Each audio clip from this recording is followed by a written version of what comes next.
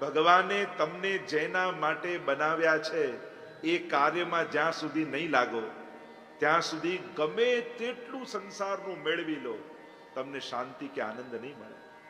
કારણ કે તમારું સર્જન ભગવાને કોઈ જુદા ઉદ્દેશ્ય સાથે કર્યું છે. પુષ્ટિ કાયેન નિશ્ચય મહાપ્રભુજી કહે છે. મારા પુષ્ટિ સૃષ્ટિનું સર્જન એ મહાપ્રભુજી કહે છે ઠાકોરજીએ એની ભક્તિ અને સેવા માટે કર્યું છે.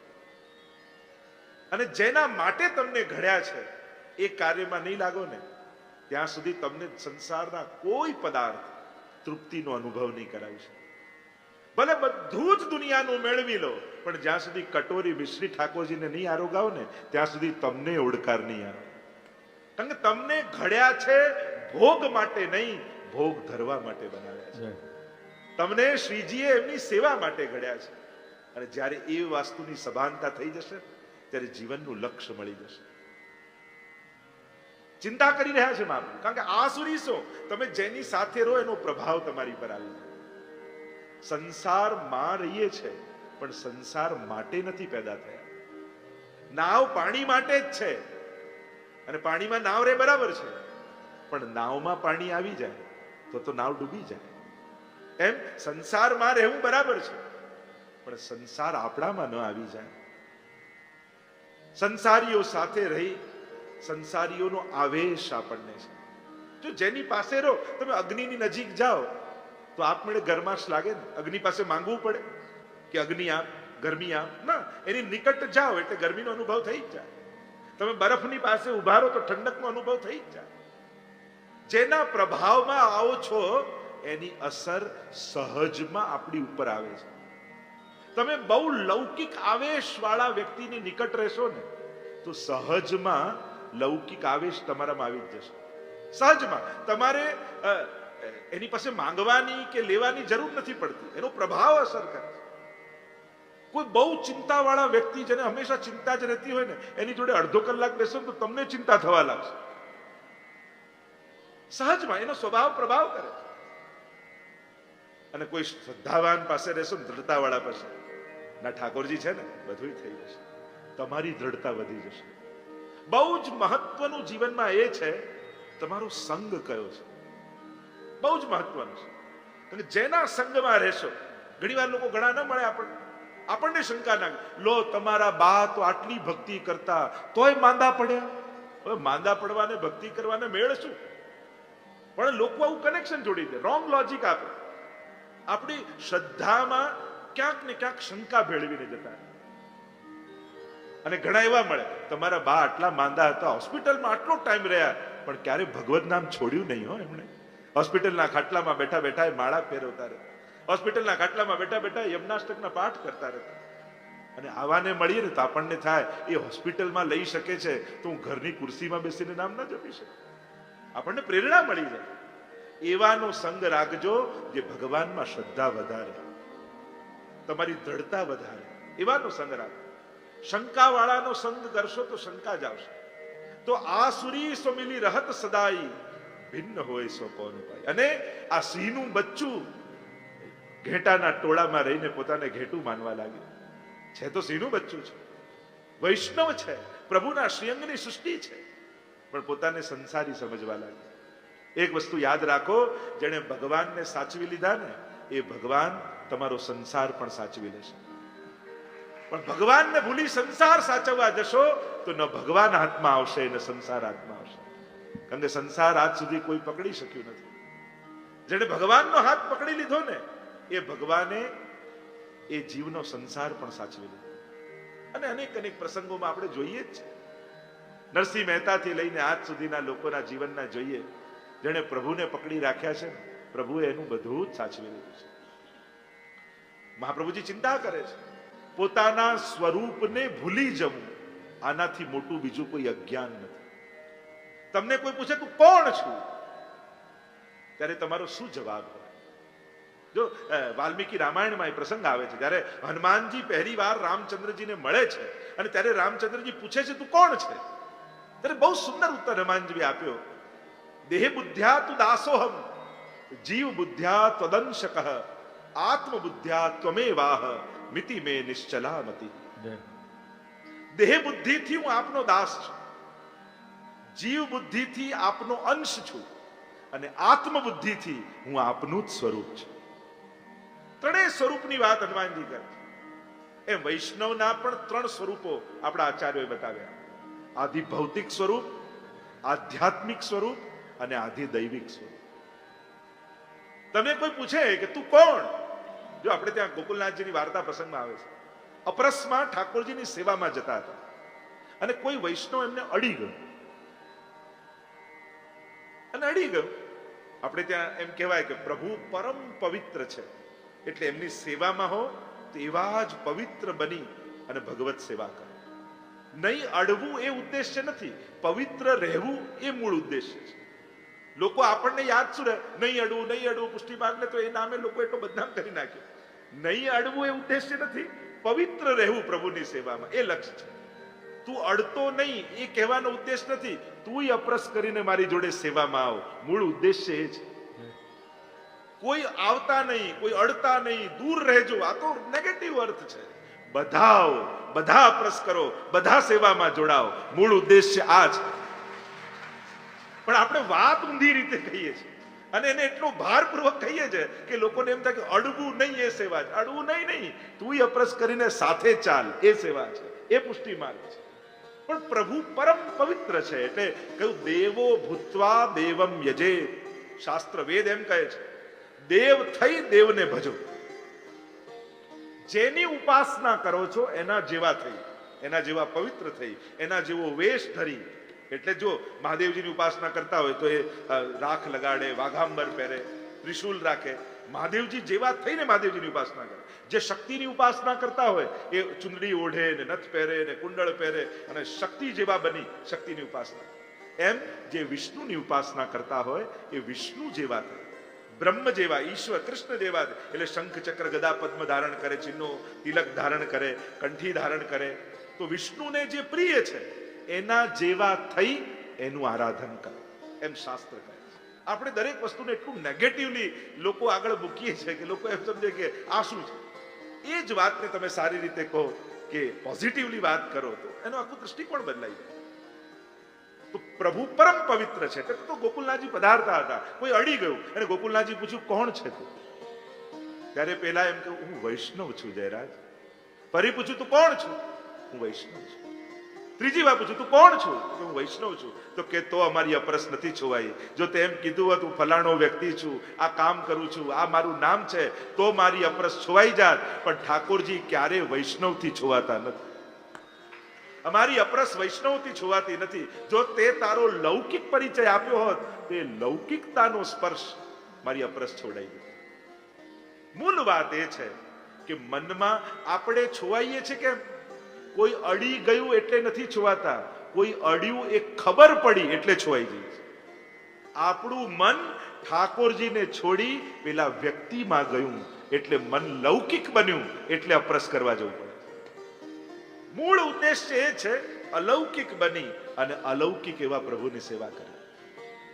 તો વૈષ્ણવના પણ ત્રણ સ્વરૂપો બતાવ્યા છે. તો જે વાત કરી રહ્યો છું બ્રહ્મ સંબંધ માટે જે ઉદ્દેશ્ય, જે મહાપ્રભુજીને ઠાકોરજી આજ્ઞા કરવાના છે, તો સ્વરૂપથી પુષ્ટિ કાયેન નિશ્ચય. મહાપ્રભુજીએ કહ્યું ઠાકોરજીએ પોતાના શ્રીઅંગમાંથી આ વૈષ્ણવી સૃષ્ટિને પ્રગટાવી છે, શ્રીઅંગની સેવા માટે.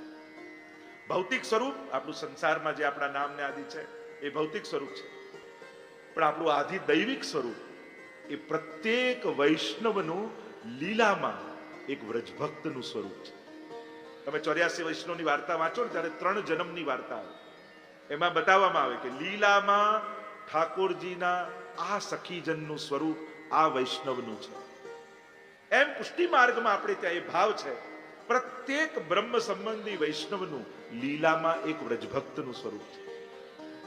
જે નિત્ય લીલાનો જીવ લીલાથી વિખૂટો પડી અને ભૂતલ પર આવ્યો છે. તો આ ભૂતલ પર આવેલા જીવને અનેક કર્મોના બંધનને કારણે એનું મૂળ સ્વરૂપ એ ભૂલી ગયો છે. અને એટલા માટે મૂળ સ્વરૂપ ભૂલવાને કારણે હું કોણ છું એ ભૂલી જશો તો મારે શું કરવું જોઈએ એ પણ યાદ નહીં આવે. સ્વરૂપનું અજ્ઞાન એ કર્તવ્યનું પણ અજ્ઞાન કરાવી દે છે. જે દિવસે આપણને સ્વરૂપનું જ્ઞાન થાય તો કર્તવ્યનું પણ ભાન થઈ જાય. હું વૈષ્ણવ છું એ આપણને જો યાદ રહે તો એક વૈષ્ણવે કઈ રીતે જીવવું જોઈએ એ પણ યાદ રહે. પેલો એક સિપાહી હતો, એના ઘરે એક ચોર રાતના હતો. બંને સુતા હતા, પતિ પત્ની અને પોતે સિપાહી. ચોર અંદર ઘૂસી ગયો એટલે પત્નીએ કહ્યું કે જો કોઈનો અવાજ આવ્યો લાગે છે, કોઈ લાગે છે, મને ખબર છે, હું જાણું છું કોઈ આવ્યું લાગે છે. ધીમે ધીમે પેલા કબાટ ખોલ્યો, કબાટ ખોલવાનો અવાજ. પત્નીએ કહ્યું જો તમને જલ્દી ઉભા થાવ, કોઈ આવ્યું ને કબાટ ખોલે. મને ખબર છે, હું જાણું છું. પેલા પોટલું બાંધ્યું, બધું ભરવા લાગ્યો, ધન જે કંઈ પણ હતું ને પોટલા બાંધીને જવાનો અવાજ આવ્યો. પેલો જઈ રહ્યો છે, ભાગી રહ્યો છે. પેલો કે મને બધી ખબર છે, હું જાણું છું. અને પેલા એ કૂદકો માર્યો અને દોડવા લાગ્યો. પત્ની કે પેલો ભાગી રહ્યો, મને ખબર છે, હું જાણું છું. પત્ની કે ધૂળ પડી તમારી ખબર ને જાણવા પર, પેલો ઘરમાંથી બધું લૂંટીને લઈ ગયો, એને પકડ્યો કેમ નહીં? ત્યારે પેલા પોલીસે કહ્યું પણ શું કરું, હું ડ્યુટી પર નહોતો. એમ કલિયુગ રૂપી ચોર આપણા ઘરમાં, આપણા મનમાં, આપણી બુદ્ધિમાં પ્રવેશે છે. આપણને ખબર હોય છે પ્રવેશો. આપણા ભાવ રૂપી ધન, આપણા સંસ્કાર રૂપી ધન, આપણા ગુણો રૂપી ધનને લેતો હોય છે, બાંધતો હોય છે પોટલું. આપણે જાણતા હોઈએ છીએ, આપણને ખબર હોય છે કે આ ખોટું થઈ રહ્યું છે, મારે આમ વિચારવું જોઈએ, મારે આમ કરવું જોઈએ, અને ભાગતો હોય છે. અને ગુરુજનો કહે કે આ લઈ જઈ રહ્યો છે, પણ આપણે કહીએ હું વૈષ્ણવતાની ડ્યુટી પર નથી, હું વૈષ્ણવની ડ્યુટી પર નહોતો એટલે પેલો બધું ચોરીને ભાગી ગયો. પણ જે ડ્યુટી પર હોય એને ત્યાં ચોરી ન થઈ શકે. જે 24 કલાક વૈષ્ણવ બનીને જીવે, કલયુગ એનું કાંઈ બગાડી શકતો નથી. પણ જે ક્ષણે આપણે ભૂલીએ છીએ કે હું વૈષ્ણવ છું, પોતાના સ્વરૂપનું અજ્ઞાન થાય છે તો પોતાના કર્તવ્યનું પણ અજ્ઞાન થઈ જાય છે. અહીંયા મહાપ્રભુજી ચિંતા કરી રહ્યા છે, અનંત દોષોથી ભરેલા જીવનો પ્રભુ સ્વીકાર કેમ કરશે? અને મધ્યરાત્રિએ એક પ્રકાશ પથરાયો અને અલૌકિક રાશેશ્વર સ્વરૂપે, એ ગોકુલના ચંદ રૂપે શ્રીનાથજી બાબા પ્રગટ થઈ ગયા. અને જ્યાં મહાપ્રભુજી સાક્ષાત એ રાશેશ્વર શ્રીનાથજીના દર્શન કરી રહ્યા છે, અને પવિત્ર એકાદશીની રાત્રિએ પૂર્ણ પુરુષોત્તમ પ્રગટ થયા છે. અને પ્રભુના એ સૌંદર્ય અને માધુર્યનું દર્શન કરતા મહાપ્રભુજીના મુખમાંથી શબ્દો સર્યા. મધુરાષ્ટકનું પ્રાગટ્ય, આ સ્થાન મીઠો મધુરો અવાજ સંભળાયો, વચનમ મધુર. હે શ્રી વલ્લભ, આપ શા માટે ચિંતા કરો? પ્રભુ આપે આજ્ઞા કરીને ભૂતલ પર આવ્યો આ દૈવી જીવોનો આપની સાથે સંબંધ કરાવવા માટે, પણ આ તો સંસારમાં રહી પોતાના સ્વરૂપને ભૂલી ચૂક્યા છે. કેમ કરી આજના જીવનો આપની સાથે સંબંધ કરાવો? હે વલ્લભ, આપ ચિંતા ન કરો, હું આપને મંત્રનું દાન કરું છું. આપ જે જીવને આ મંત્ર દ્વારા બ્રહ્મ સંબંધ કરાવશો, 4 વચન અત્યારે હું આપને આપું છું. હે શ્રી વલ્લભ, પહેલું વચન શ્રીજી આપ્યું, આપના દ્વારા જે જીવનો મારી જોડે સંબંધ થશે એનો નિશ્ચિત હું સ્વીકાર કરીશ. બીજું વચન આપ્યું, એક વાર જેને સ્વીકારીશ એનો ક્યારે ત્યાગ નહીં કરું. ત્રીજું વચન આપ્યું, આપની કાનીથી જે કાંઈ પણ મને ભોગ ધરશે એને હું ચોક્કસ આરોગીશ. અને ચોથું વચન આપ્યું, આપ જેના માથે મને પુષ્ટાવીને પધરાવી દેશો ત્યાં સદાય હું પ્રગટ સ્વરૂપે બિરાજમાન રહીશ. આ 4 વચને શ્રીનાથજી બાબા આજની રાત્રિએ, પવિત્ર એકાદશીની રાત્રિ, આ ગોવિંદ ઘાટના બેઠકજીમાં બ્રહ્મ સંબંધ મંત્રનો વચન આપી અને 4 વચને ઠાકોરજી બંધાયા. મહાપ્રભુજીના હાથમાં તુલસી દલ આપ્યું ઠાકોરજીએ, અને સ્વયં મહાપ્રભુજીને બ્રહ્મ સંબંધ મંત્ર ઠાકોરજી બોલાવ્યો. હજારો વર્ષોથી વિકુટો પડેલો આજી પ્રભુથી વિકુટા પડે અનંત સંવત્સર પરિવત્સર વ્યતીત થઈ ગયા છે. પોતાના સ્વરૂપનું પણ વિસ્મૃતિ થઈ છે. તાપ ક્લેશનો આનંદ જેને તિરોધાન થયો છે એવો હું જીવ. મારું દેહ, પ્રાણ, ઇન્દ્રિય, અંતઃકરણ, ઘર બાર, આલોક પરલોક, આજ સુધી જે કંઈ પણ મેં મારું માન્યું છે એ આત્મા સહિત હે પ્રભુ આપને સમર્પિત થાઉં છું. હે કૃષ્ણ, હું તમારો છું. હે કૃષ્ણ હું તમારો છું, હે કૃષ્ણ હું તમારો છું. આમ પંચાક્ષર મંત્રનું દાન શ્રી મહાપ્રભુજીને શ્રીનાથજીએ કર્યું. મહાપ્રભુજી ગદગદિત થઈ રહ્યા છે, આંખોમાંથી અશ્રુપાત થઈ રહ્યા છે. એ મધુરાધિપતિ શ્રી કૃષ્ણ સાક્ષાત નંદ નંદન સામે ઉભા છે અને પવિત્ર એકાદશી નિમિત્તે મહાપ્રભુજી પવિત્ર સિદ્ધ કરીને રાખે છે. અને પવિત્ર લઈ શ્રી ઠાકોરજી જે પ્રભુ પ્રગટ થયા છે એમના શ્રી કંઠમાં મહાપ્રભુજીએ ધરાવ્યું. કંઠ પવિત્રા લે પહેરાય, મિશ્રી ભોગ ધરી મન ભાય. અને 360 તારનું એ પવિત્ર શ્રી કંઠમાં ધરાવ્યું અને પોતે દુનામાં રાખેલી એ કેસરવાળી મિશ્રી લઈ શ્રી મહાપ્રભુજીએ પોતાના શ્રી હસ્તથી શ્રી ઠાકોરજીના મુખારવિંદમાં પધરાવ્યું. ઠાકોરજી પ્રસન્ન થઈ ગયા. શ્રી વલ્લભને અહીંયા મેળાપ થયો, વચન આપ્યા, સાષ્ટાંગ દંડવત કર્યા મહાપ્રભુજી. અરે પ્રભુ, આપના આ વચનોથી તો હવે આ કૃપા માર્ગ બહુ સરળ થઈ ગયો. આપે આ ક્ષણે, આજના દિવસે, આ સ્થાને આપે પુષ્ટિ માર્ગની સ્થાપના કરી છે પ્રભુ. પુષ્ટિનો અર્થ જ થાય કૃપા. પોષણમ તદનુગ્રહ. પોષણ, પુષ્ટિનો અર્થ પોષણ, પોષણનો અર્થ કૃપા, કૃપાનો અર્થ અનુગ્રહ. એક જ માર્ગ છે કે જીવ પોતાના સામર્થ્યથી, પોતાના સાધનથી ઈશ્વર સુધી પહોંચે. અને બીજો માર્ગ છે કે ભગવાન પોતે જીવ સુધી આવી જીવ જેવો છે એવો જીવનો સ્વીકાર કરી લે. આ માર્ગનું નામ પુષ્ટિ માર્ગ છે. પ્રભુ આપે પુષ્ટિ માર્ગને એટલે જ પવિત્ર એકાદશીનો દિવસ એ પુષ્ટિ માર્ગનો સ્થાપના દિવસ કહેવાય. આ અનુગ્રહનો માર્ગ ઠાકોરજીએ પ્રગટાવ્યો. માર્ગ તો હતો, એની વિધિ બતાવી. શરણાગતિની આજ્ઞા ગીતાજી અને ભાગવતજી બંનેમાં ઠાકોરજીએ કરી છે, પણ શરણાગત થવાય કઈ રીતે એની પ્રોસેસ નથી બતાવી. આજના દિવસે ઠાકોરજીએ પ્રોસેસ આપી, એ વિધિ આપી કે મને તું શરણાગત કઈ રીતે થઈશ, તો કે હવે આ મંત્ર દ્વારા તો તુલસી દલ હાથમાં લઈ જ્યારે મને શરણાગત થઈશ ત્યારે શરણ આયે સોહી તારે, હું એ જીવનો નિશ્ચિત સ્વીકાર કરીશ અને એના બધા જ દોષોમાંથી મુક્ત કરીશ. એને નિર્દોષ બનાવી એનું યોગ અને ક્ષેમ હું કરી આવીશ, એને મારો ગણીશ. મર્યાદા માર્ગમાં જે સારો એ માર્ગ, જે બધા દોષોને છોડે ભગવાન એનો સ્વીકાર કરે. પુષ્ટિ માર્ગમાં જે મારો એ સારો. તું જેવો છું એકવાર મારો થઈ જાય. મામેવ યે પ્રપદ્યન્તે માયા મેતામ તરંતિ તે. ગીતાજીના એ વચનોને યાદ કરીએ. જે મારો છે એ આ માયાને તરી જાય છે. હું એને તારું છું, કારણ કે એનું સાધન અને એનું ફળ બંને હું બની જાઉં છું. આ પુષ્ટિ માર્ગની વિશેષતા.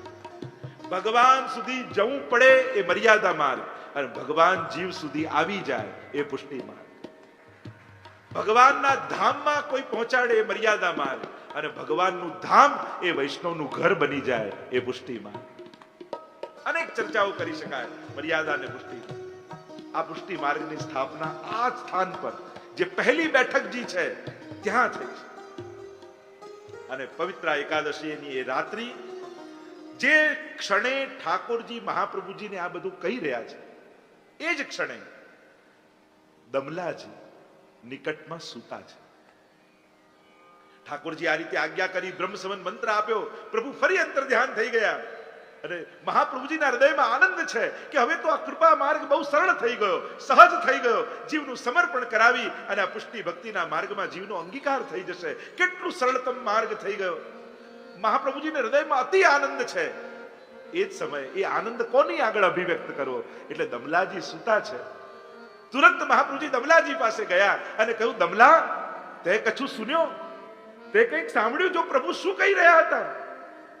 અને આ તો દમલાજી છે, દમલા સ્વમલા, જેના માટે મહાપ્રભુજી પોતે કહેતા હોય કે દમલા, ये मार्ग तेरे लिए प्रकट किया. એક આદર્શ પુષ્ટિ ભક્તિ માર્ગી વૈષ્ણવ કેવો હોય એનું કોઈ પ્રતિનિધિ સ્વરૂપ હોય તે દમલાજી છે. ત્યારે દમલાજી બે હાથ જોડી દંડવત કરીને એટલું બોલ્યા, સુન્યો પર સમજ્યો નહીં. સાંભળ્યું તો ખરા, પ્રભુ જે વચનો બોલ્યા એ મારા કર્ણમાં પણ પડ્યા. કારણ કે સાક્ષાત ભગવતા પ્રોક્તમ, આખો આનો ઉલ્લેખ આ સ્થાન પર પહેલો ગ્રંથ યમનાષ્ટક લખાયો, બીજો ગ્રંથ મધુરાષ્ટક લખાયો અને ત્રીજો ગ્રંથ સિદ્ધાંત રહસ્ય લખાયો. જેમાં આખું ડોક્યુમેન્ટ જે ઘટના ઘટી એ મહાપ્રભુજી અક્ષરશ લખી છે. શ્રાવણ શ્યામલે પક્ષે એકાદશ્યામ મહાનિશી સાક્ષાત ભગવતા પ્રોક્તમ તદ અક્ષરસ ઉચ્યતે. શ્રાવણ માસની શ્રાવણસ્ય અમલે પક્ષે સુદ પક્ષ આ પવિત્ર એકાદશીની રાત્રિ સાક્ષાત ભગવતા પ્રોક્તમ. કોઈ સ્વપ્ન આવ્યું, કોઈ અવાજ સંભળાયો, કોઈ પ્રકાશ દેખાયો, એવી કોઈ વાત નથી. સાક્ષાત ભગવતા પ્રોક્તમ, સાક્ષાત ઠાકોરજીએ પ્રગટ થઈને મને જે કહ્યું તદ અક્ષરસઃ, એમાં એક અક્ષર વધારતો નથી ને ઘટાડતો નથી. એ અક્ષરસ ઉચ્યતે, કહું છું. બ્રહ્મ સંબંધ કરણાત સર્વેષામ દેહ જીવયો સર્વદોષ નિવૃત્તિ દોષઃ પંચવિધા સ્મૃતા સહજા દેશ કાલુત્થા લોકવેદ નિરૂપિતા સંયોગજા સ્પર્શજાશ્ચ ન મંતવ્યા કથંચન. આ આખો સિદ્ધાંત રહસ્યની ચર્ચા કરીએ, પણ દમલાજીના શબ્દોને યાદ કરીએ. સુન્યો પર સમજો નહીં.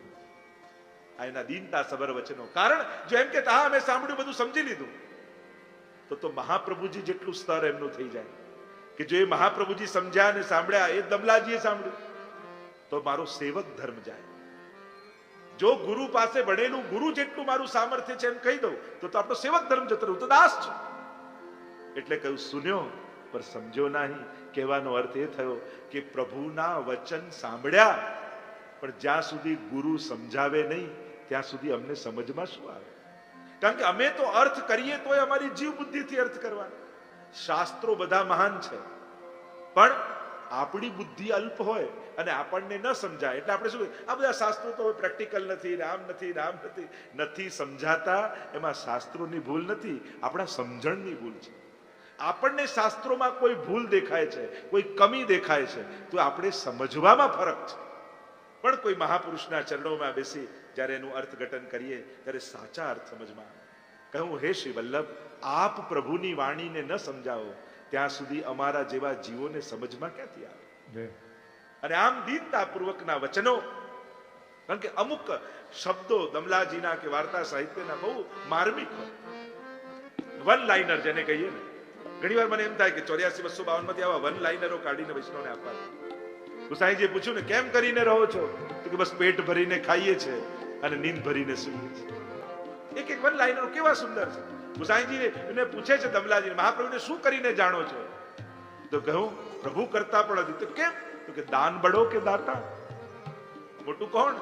એવા ઘણા બધા જો આપણે વિચાર કરવા જઈએ તો અદ્ભુત આવા વન લાઇનરો આપણને 84-252 માંથી મળે આચાર્યોના વચનો. અને એ એક એક વાક્યો જો જીવનના મંત્રો બની જાય ને તો આ જીવની ગતિ ક્યાંય થઈ જાય. કહ્યું પ્રભુ આપ આજ્ઞા ન કરો તો આ જીવને સમજમાં ક્યાંથી આવે? જો આ દમલાજી, જ્યારે મહાપ્રભુજી બારસના દિવસે દમલાજીને પહેલું બ્રહ્મ સંબંધ કરાવ્યું, પ્રથમ વૈષ્ણવ, આ દમલાજી સકલ વૈષ્ણવી સૃષ્ટિના પ્રતિનિધિ સ્વરૂપ છે. પ્રતીક રૂપ નહીં, પ્રતીક યાની સિમ્બોલ, પણ પ્રતિનિધિ. આપણે કહીએ આખી ટીમ, જેમ કાર્યકર્તાઓની આખી ટીમ કાર્ય કરતી હોય, પણ બધાને કઈ ઉપરનો ઓઢાવવાનો જો સમય, આપણે શું કહીએ તમારામાંથી કોઈ ટીમ લીડર પ્રતિનિધિ રૂપે આવી જાવ, એને ઉપરનો ઓઢાડો એટલે આખી ટીમને ઉપરનો ઓઢાડે, એનું સન્માન કહેવાય, એ પ્રતિનિધિ કહેવાય. એમ દમલાજી વૈષ્ણવના પ્રતીક નથી, સિમ્બોલ નથી, પ્રતિનિધિ છે. એટલે જ્યારે મહાપ્રભુજીએ દમલાજીને બ્રહ્મ સંબંધ કરાવ્યું, એ જ ક્ષણે આ બધાનું બ્રહ્મ સંબંધ મહાપ્રભુજીએ કરાવી જ દીધું. અમે તો હવે કેવલ વિધિ કરાવીએ છીએ, બાકી તમારું બ્રહ્મ સંબંધ તો મહાપ્રભુજી જ કરાવીએ. અમે તો બસ વિધિ કરાવીએ તમને, ગાઓ મહાપ્રભુજીના પ્રતિનિધિ રૂપે ઉભા રહી અને તમને દલ આપીને ગદ્ય મંત્ર બોલાવીએ. પણ જે દિવસે દમલાજીનું બ્રહ્મ સંબંધ થયું, એ દિવસે આપણા બધાનું બ્રહ્મ સંબંધ થઈ ગયું. આ ગોવિંદ ઘાટ, એટલે આ સ્થાનનું મહાત્મ્ય કેટલું અધિક છે. દમલા તે કશું સુન્યો? જયરાજ સુન્યો પર સમજો ના. પ્રભુ શું કહેતા હતા? અરે પુષ્ટિ ભક્તિનો માર્ગ પ્રભુએ બહુ સરળ કરી દીધો.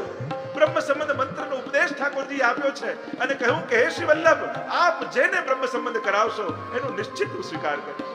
પ્રભુએ કેવા સુંદર વચનો કહ્યા છે. બે હાથ જોડીને દંડવત દમલાજીએ કર્યા. કૃપાનાથ, વિનંતી એ છે જો આપને આજ્ઞા થઈ છે તો મારી વિનંતી એ છે કે પહેલું બ્રહ્મ સંબંધ મને કરાવો. અને ભગવદરાયજી ઠાકોરજી વિરાજમાન છે, મહાપ્રભુજી પાસે લાલનનું સ્વરૂપ વિરાજમાન છે. દમલાજીને યમુનાજીમાં સ્નાન કરાવ્યા છે. સ્નાન કરી ધોતી ઉપરનો ધારણ કરી દમલાજી આજે પહેલું બ્રહ્મ સંબંધ કોઈ જીવને થઈ રહ્યું છે. અને સમસ્ત વૈષ્ણવી સૃષ્ટિના પ્રતિનિધિ દમલાજી યમુનાજીમાં સ્નાન કરી ધોતી ઉપરના ધારણ કરી ભીના કેશ ધારણ કર્યા છે. મહાપ્રભુજીએ કંઠી લઈ કળામાં ધરાવી છે, હાથમાં તુલસીદળ આપ્યું છે અને કહ્યું દમલા હું જેમ બોલું એમ તું સાથે સાથે ઉચ્ચારણ. અને મહાપ્રભુજી બ્રહ્મ સંબંધના એક એક શબ્દોનું ઉચ્ચારણ કરતા જાય. દમલાજી એ જે મહાપ્રભુજી બોલાવતા જાય બોલતા જાય. છેલ્લે પંચાક્ષર મંત્ર 3 વાર મહાપ્રભુજી બોલાવ્યો. દમલા બોલ, કૃષ્ણ તમારો છું, કૃષ્ણ તમારો છું, કૃષ્ણ તમારો છું. હાથમાં આપ્યા તુલસીદળ મહાપ્રભુજીના અને મહાપ્રભુજીએ તુલસીદળ લઈ ઠાકોરજીના ચરણારવિંદમાં પધરાવ્યા. અને પુષ્ટિ માર્ગના ઇતિહાસમાં પહેલું બ્રહ્મ સંબંધ આ સ્થાન પર દમલાજીને કરાવવામાં. એવું મહાત્મ્ય વાળું આ ગોવિંદ ઘાટનું સ્થાન છે, જ્યાં પુષ્ટિ માર્ગનું હૃદય વિરાજમાન છે, જ્યાં પ્રભુના વચનો આજે પણ ગુંજી રહ્યા છે. એવો આ ગોવિંદ ઘાટ. અને ત્યાં મહાપ્રભુજીએ દમલાજીને સિદ્ધાંત રહસ્ય ગ્રંથ કરી અને પહેલો ગ્રંથ દમલાજીને ભણાવ્યો. અને જે ઘટના ઘટી એનો ઉલ્લેખ આ સિદ્ધાંત રહસ્ય 16 ગ્રંથમાં. આ ગ્રંથ બહુ જ મહત્વનો છે. સિદ્ધાંતનું રહસ્ય મહાપ્રભુજી આમાં કે એક વૈષ્ણવી જીવન જીવવા માટે, એક ભક્ત, એક ભગવદી જીવન જીવવા માટે કેવા પ્રકારની વિચારધારા અને કેવી પ્રોસેસ સાથે એ વૈષ્ણવતામાં પ્રવેશ કરવો અને કઈ રીતે સેવામય જીવન જીવવું. અને સિદ્ધાંત રહસ્યના છેલ્લા શ્લોકમાં મહાપ્રભુજી અદ્ભુત વાત કરી. ગંગા ત્વમ સર્વદોષાણામ ગુણ દોષાદિન વર્ણના ગંગાત્વે નિરૂપ્યાસ્યાત તદવદત્ર ત્રાપી ચૈવહી. જેમ કલકલ વહેતો ગંગાજીનો પ્રવાહ હોય, એમાં અનેક નદી નાળા અને અનેક જલ એમાં મળતા હોય, પણ એકવાર ગંગાજીમાં ભળી જાય પછી એ ગંગાજી જ કહેવાય છે. પછી એને જુદું નથી પડાતું કે આ નાળામાંથી આવ્યું, આ ઝરણામાંથી આવ્યું, આ નદીમાંથી આવ્યું, પછી ગંગા રૂપ થઈ જાય. એમ અનંત દોષોના પ્રવાહો આપણા હૃદયમાં વહે છે. પણ જ્યારે આત્મા સહિત ઠાકોરજીને તમે સમર્પિત થઈ જાઓ છો તો જેમ નાળું ગંગાજીમાં ભળી જાય એ ગંગા રૂપ થઈ જાય. એમ અનંત દોષોથી ભરેલો જીવ જ્યારે ભગવાનમાં ભળીને શરણાગત થઈ જાય ત્યારે ભગવદ રૂપ બની જતો હોય છે, ત્યારે પવિત્ર બની જતો હોય છે. પછી એના દોષો અસ્તિત્વમાં રહેતા નથી, એ ગંગા રૂપ થઈ જાય છે. અને આવું સુંદર ઉપદેશ મહાપ્રભુજીના તો એક એક ગ્રંથો તમે જુઓ. એક વૈષ્ણવી વિચાર, હું તો વૈષ્ણવતાને પણ માનવતાની સર્વોચ્ચ ઊંચાઈ માનું છું કે જ્યારે માનવતા 16 કળાએ ખીલી સર્વોચ્ચ અવસ્થામાં પહોંચે ત્યારે વૈષ્ણવતા બની જતી હોય છે.